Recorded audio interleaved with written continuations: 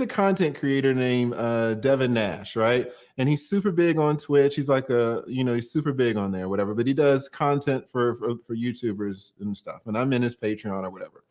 And he did this interview with this woman who's super big on Twitch, and she's got millions and millions of dollars.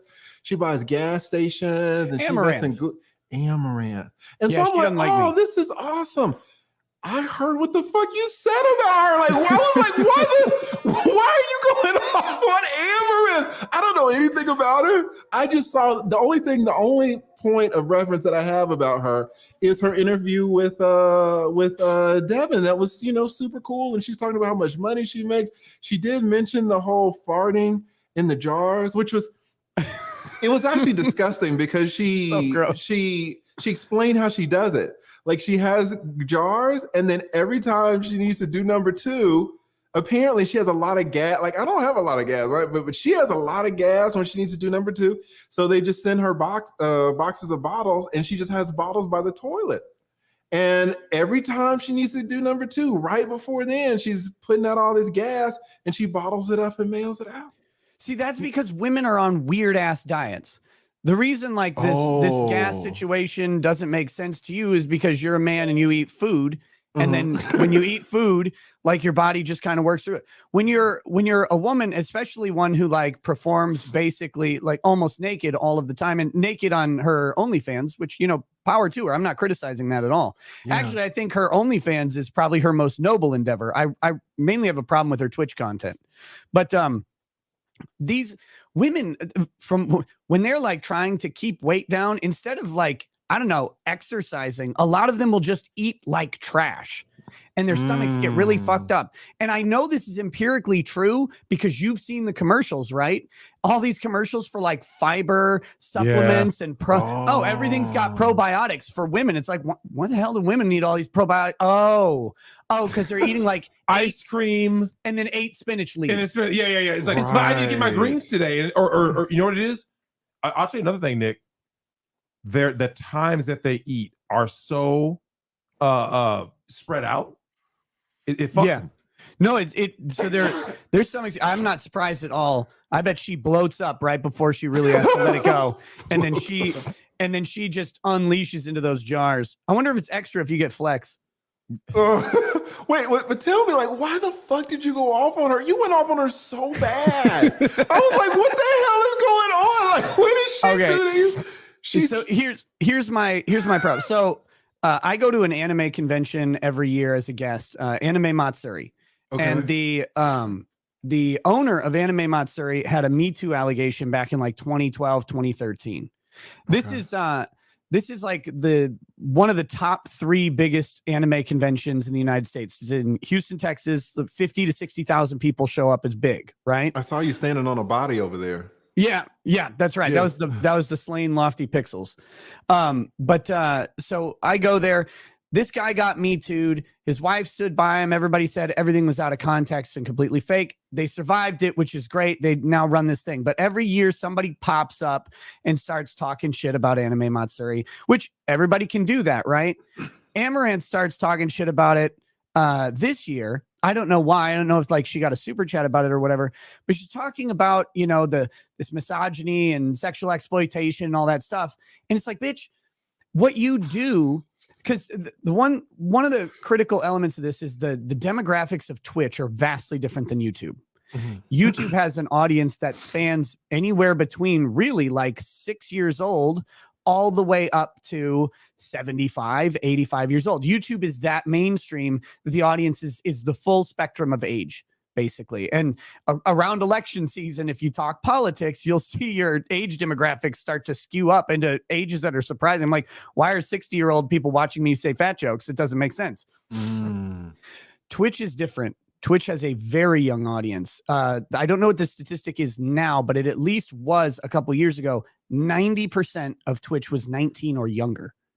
Wow. And when you like really, because it was built as a gaming platform, and that's how it grew, and that's where its core audience was watching people play like Fortnite and Call of Duty and stuff like that. Well, when women started to take over the Twitch topics through Twitch implemented just chatting, which was the women didn't have to pretend they were playing a video game anymore. Because they were literally like would have someone off screen playing the video game, have it in a little box, and they'd be sitting there in a bra, right? Just talking to the chat. Really? But on Twitch originally, you had to be playing the game in the category, but they realized how much money they were making. And so they're like, oh, okay, well, we'll create a category where you don't have to do this and people can just talk. Let me just jump in right quick though. Do they get like super chats too, or how do they get money? Yeah, okay. Same thing. They have channel memberships like YouTube. Channel memberships, and they also have a bit system, which is a proprietary currency of Twitch. It basically comes out to like I think it's 100 bits is like $1. They're about a penny a piece. So people do the like gifting memberships or just giving a whole bunch of stuff. Plus, people will set up like a Streamlabs and have an alternate donation, direct donation thing. This is where Amaranth makes. I mean, she makes a fortune on Twitch. And so what she has done is exploited this platform of mostly young boys. And what bothers me about it is not like she's welcome to do it. It's not illegal or unlawful. But let's not talk about sexual exploitation when your content is literally licking a microphone to make it sound like you're sucking a dick for 8 straight hours, wearing a lacy bra and bouncing around. And whenever a man gives you some money, or in this case, a lot of time, a boy gives you money, you write your name on like you write his name on your arm or on your tits or on your, your forehead or whatever.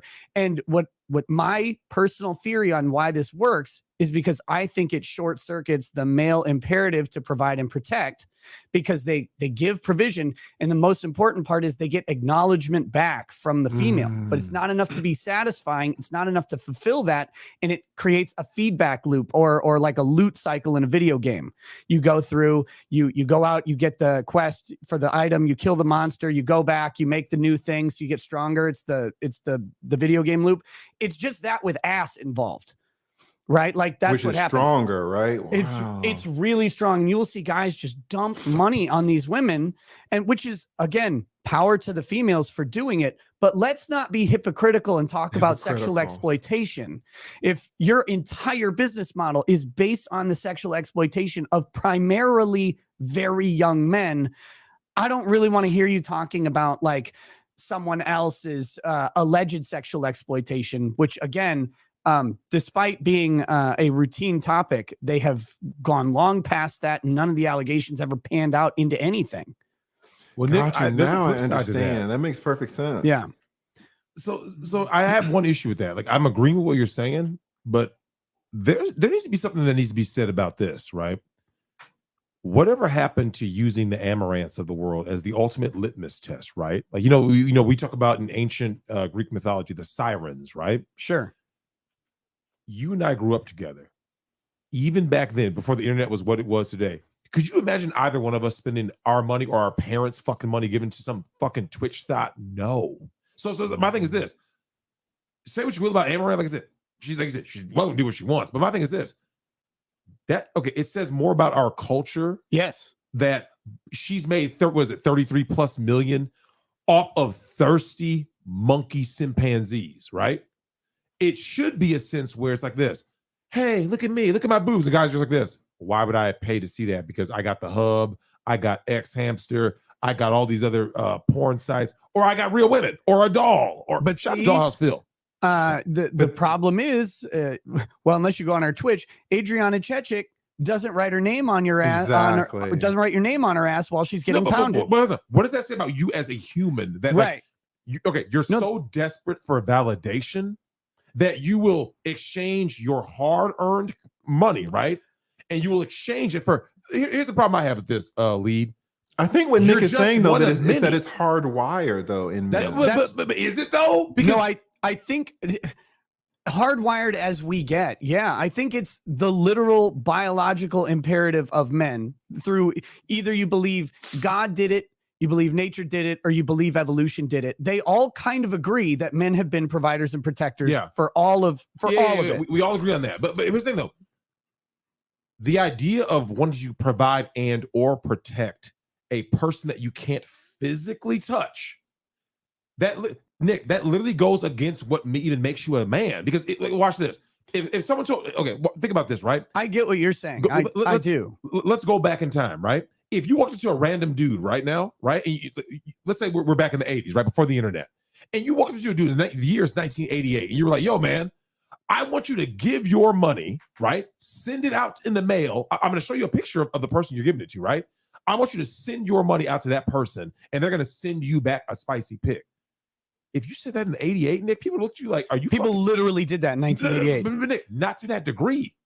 It was harder to do. Yeah. And you didn't get the instant gratification. And the more nefarious part about, again, this was not engineered by women like Amaranth. This was engineered by just how Twitch came up. The audience is so young. Now imagine every 16-year-old dude could send Cindy Crawford in 1992. Mm-hmm. They could send Cindy Crawford $3 and she would send them back a bikini picture with Drexel written across like the top of her breast. Do these guys would be sending Cindy Crawford $3 all day? Yeah. Actually, you know what? No, I get what you're saying. Because now an economy of scale. You got so many guys who can do this that the cost has come so far down. You used to have to pay a lot for pornography, even going and buying a Playboy, kind of expensive, very embarrassing. Now you could just go on Twitch, which you can go on at 13 because it's not 18 plus content. There's no nudity. There's none of that. And you can go on there 13, 14 years old. You can give $1 to these chicks. You can give $1 and they'll do 10 squats.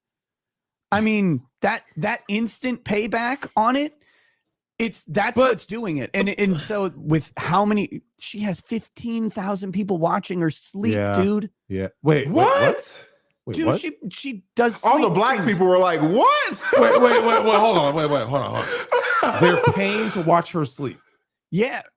Yes. And like watching. Well, like most of them will watch for free. But what are they? But when you have 15,000 people on a live, what is up with white men? What are y'all doing? Like me and Drexel, like, what the hell's going on? Let's hold on. I've seen how many black dudes watch anime. You don't get to get out of this. I don't trust any of are this they shit. real like black men though? Like watching anime? No. So here's the thing I've noticed though. Drex, is anime a problem in the black male community? Yes and no. Yes and no.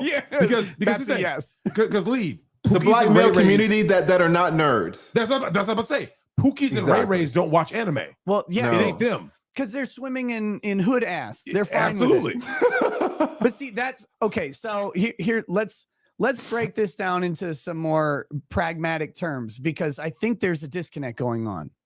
You guys are both men who are well established in your lives, handsome dudes. Probably can find female attention in traditional ways without a shitload of effort.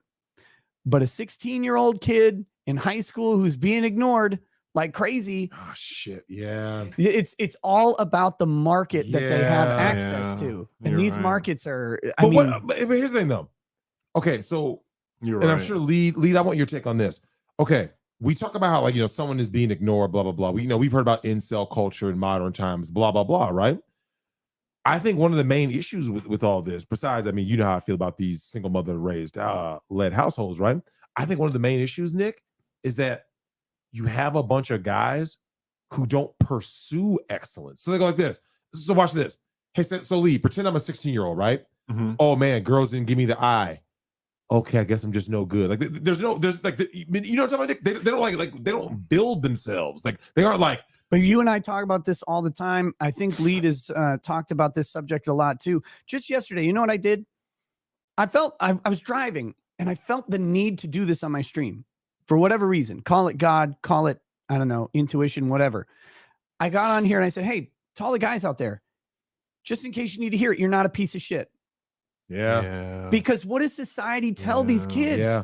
When they tell them you go through a public school system, you come out at 18. You're fucking garbage. Like just by the fact that you were born a male And the fact that it's now 2022, you have all these people telling you you must be misogynistic, you must be hateful, you're probably an incel, you're worthless, you have no skill in your life. And I know you know this. You worked all your fucking life, and until you were about 35 or whatever, nobody fucking cared that you did any work. And then suddenly there's this magic place where they all are like, oh, you're respectable because of your age, but it's completely arbitrary. And so you got these young men who are told by society constantly in everything they do that they're garbage. How do you expect them to build themselves up? I get what you're saying, but like,